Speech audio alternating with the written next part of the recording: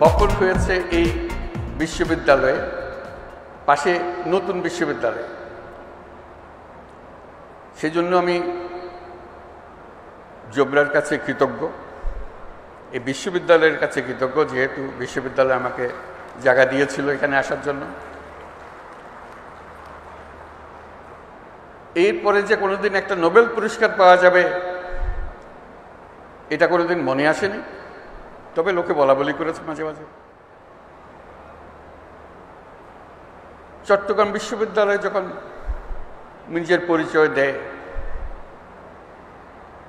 হয়তো বলে যে আমাদের বিশ্ববিদ্যালয় থেকে আমরা নোবেল পুরস্কার পেয়েছি, গৌরব করে। ভ্যান্ডারবিল্ট বিশ্ববিদ্যালয়ে তারা গৌরব বোধ করে যে আমি তাদের বিশ্ববিদ্যালয়ের ছাত্র ছিলাম।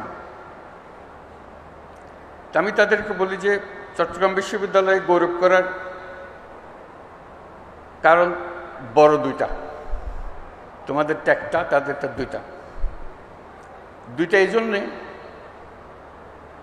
এই পুরো কর্মসূচি যার জন্য নোবেল পুরস্কার, তার সমস্ত গোড়াপত্তন হয়েছে এই বিশ্ববিদ্যালয়ে, এই বিশ্ববিদ্যালয়ের সাহচর্যে। এবং সেজন্য এই বিশ্ববিদ্যালয় গৌরববোধ করতে পারে যে আমি শুধু এখানে শিক্ষক ছিলাম না, ছাত্রও ছিলাম এই বিশ্ববিদ্যালয়ের পাশের গ্রামের। সেই হিসেবে সে একটা বলতে পারে যে আমাদের বিশ্ববিদ্যালয় থেকে একটা নোবেল পুরস্কার পেয়েছে। আসলে এই বিশ্ববিদ্যালয় দুটি নোবেল পুরস্কারের জন্য গৌরববোধ করতে পারে। একটি তো আমি ব্যক্তিগতভাবে নোবেল পুরস্কার পেয়েছি এখানে শিক্ষক থাকা অবস্থায়। দ্বিতীয়ত হলো যে গ্রামীণ ব্যাংক সৃষ্টি হলো, সেই সৃষ্টির গোড়াতেও কিন্তু চট্টগ্রাম বিশ্ববিদ্যালয়। গ্রামীণ ব্যাংকের আইনে লেখা আছে পরিষ্কার এই ব্যাংক কোথার থেকে আসলো, এই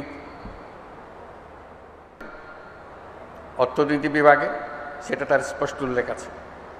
কাজে দুটো, এবং গ্রামীণ ব্যাংকও একটা নোবেল পুরস্কার প্রাপ্ত প্রতিষ্ঠান। কাজে দুটি নোবেল পুরস্কারের জন্য এই বিশ্ববিদ্যালয়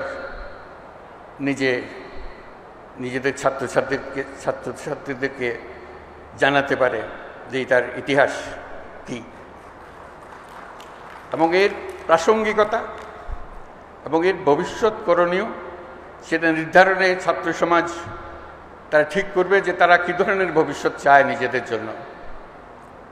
কারণ এই বিশ্ববিদ্যালয়ের আরেকটি শিক্ষা, যেটা আমরা সবসময় সবাইকে স্মরণ করিয়ে দিই, আমরা যে ধরনের বিশ্ব গড়তে চাই সেই বিশ্ব গড়ার ক্ষমতা আমাদের আছে, কিন্তু আমরা গতবাঁধা পথে চলে যাই বলে আর নতুন পৃথিবীর কথা আমরা চিন্তা করি না।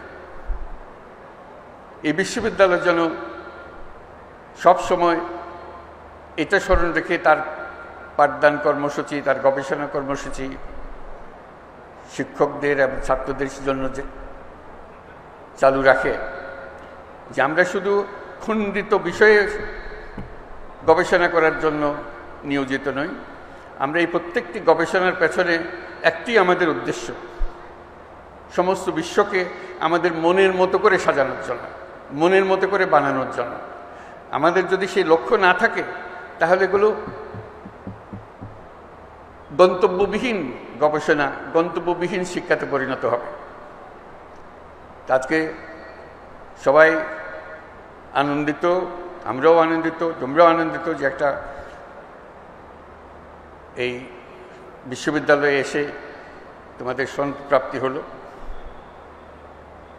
সবাইকে অভিনন্দন জানাই এবং আশা করি আমরা সবাই চেষ্টা করব যে পৃথিবীর ভবিষ্যৎ আমাদের নিজেদের প্রত্যেকের হাতে।